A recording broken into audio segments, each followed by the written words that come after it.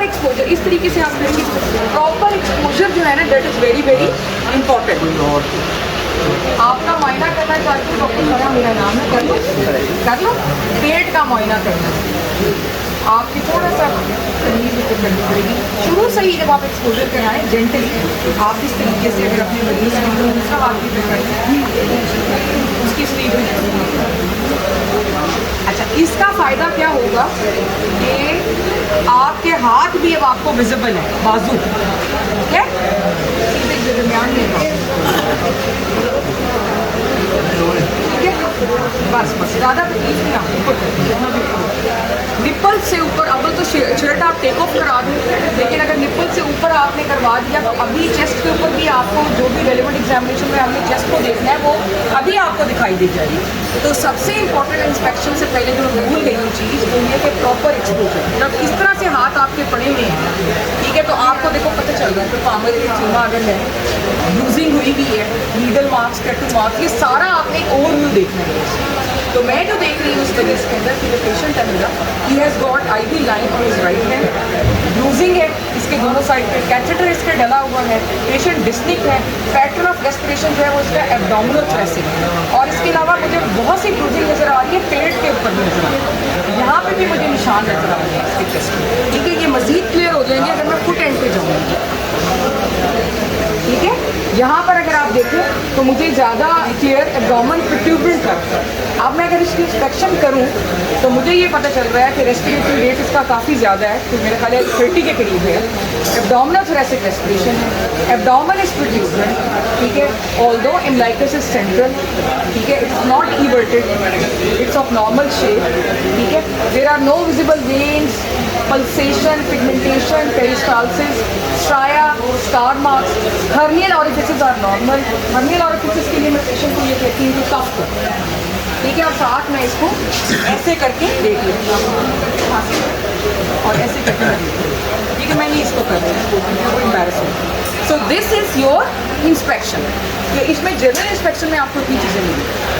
Then comes a pelvis, मैं आपको हाथ लगाऊंगी विद दर्द हो तो आपको बताऊँ, और इसमें मैं एक सुपरफिशियल एस बनाऊँगी या कुछ भी बनाने जरूरी नहीं, ऐसी बना, और साथ साथ मेरा आई कांटेक्ट रहेगा, ये एस बना, देख रहे हो यू एस।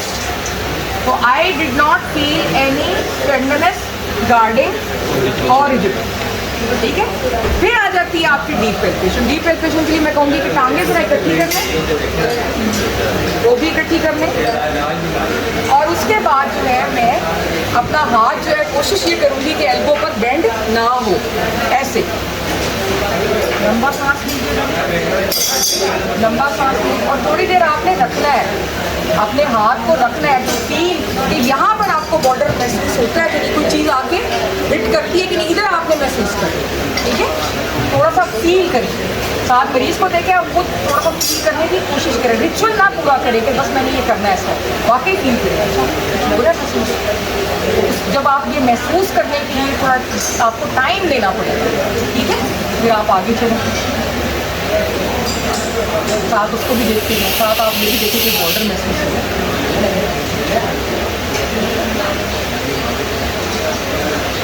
तो आप फिर हेस्टी नहीं चाहिए, आप लोग क्या कह रहे थे हेस्टी, छाप पता चल रहा होता है, ये सिर्फ वो पूरा कर रहा है, रिचुअल पूरा। तो आप ये देखें इसकी रिब्स आ गई हैं लेकिन मुझे फील नहीं हो रहा, इसका मतलब इसका लिवर इनलार्ज नहीं है। उसके बाद अपर बॉर्डर के लिए मैं मरीज़ को बताऊंगी, आपको हल्का सा लगेगा, ठीक है।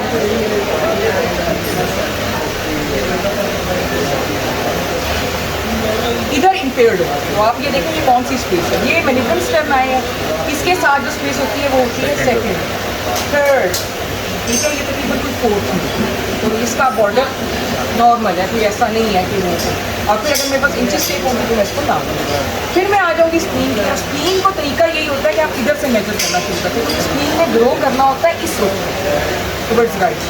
शुरू में इधर से करूँगी, अगेन मैं फील करूँगी तो बॉर्डर मुझे फील हो रहा है, साथ मरीज़ को देखती रहूँगी कि उसको दर्द तो नहीं हो रही, फिर मैं थोड़ा सा स्टेबल रखूँगी हाथ को और देखूँगी, फिर ठीक है, फिर अब सपोज मुझे नहीं फील हो फर्स्ट, तो मैं क्या करूँगी, ये बाइंड होंगी, लंबा सांस मुझे अभी भी नहीं है। मेरी वाला पास्ता ले लो थोड़ा क्या, बस बस बस बस इतना ही। लंबा सांस लो, ठीक है। साथ ही मैंने अगर मरीज क्योंकि अनकम्फर्टेबल है मेरा, साथ ही मैं सेक्युलर एडिमा भी चेक करूँगी, मैं इसको ज़्यादा तकलीफ नहीं दूँगी। फिर आ जाते हैं किडनीज। किडनीज को हमने लंबर एरिया में बाएं मैनुअली हल्का सा दिया। There are very few conditions में किडनीज जो है वो फील होते हैं, पॉलीसिस्टिक किडनी डिजीज़ वगैरह, अमेलोडोसिस वगैरह में इस तरीके से, सही है। फिर उसके बाद जो आपका वो है एन्यूरिज्म्स या पैराऑर्टिक लिम्फ नोड्स के लिए आप ज़रा सा डीप, लेकिन मरीज को डिस्कम्फर्ट ना, ऐसे करके रोल ऑन करके देखिए, ऐसे किसकी दिक्कत है?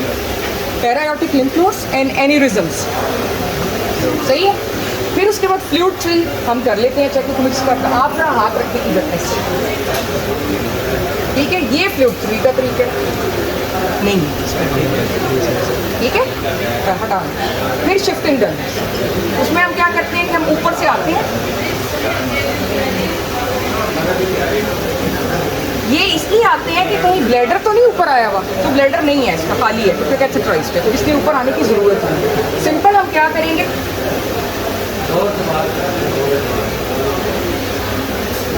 सपोज यहाँ डल होगी तो मैं मरीज को करवट दिलवा दूंगी और 2-3 सेकंड के लिए करवट दिए रखूंगी और फिर परकस करूंगी। अगर वो रेजोनेंट हो गया तो उसका मतलब फ्लूइड था, ठीक है।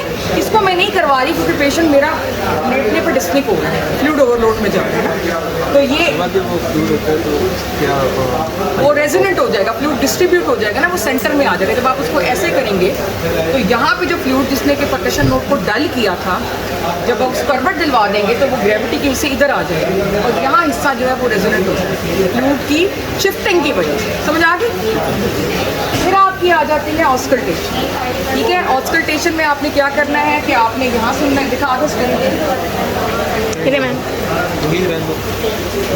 आपने थोड़ा सा टाइम देना है, बाउल साउंड्स को थोड़ा टाइम लगता है आने में।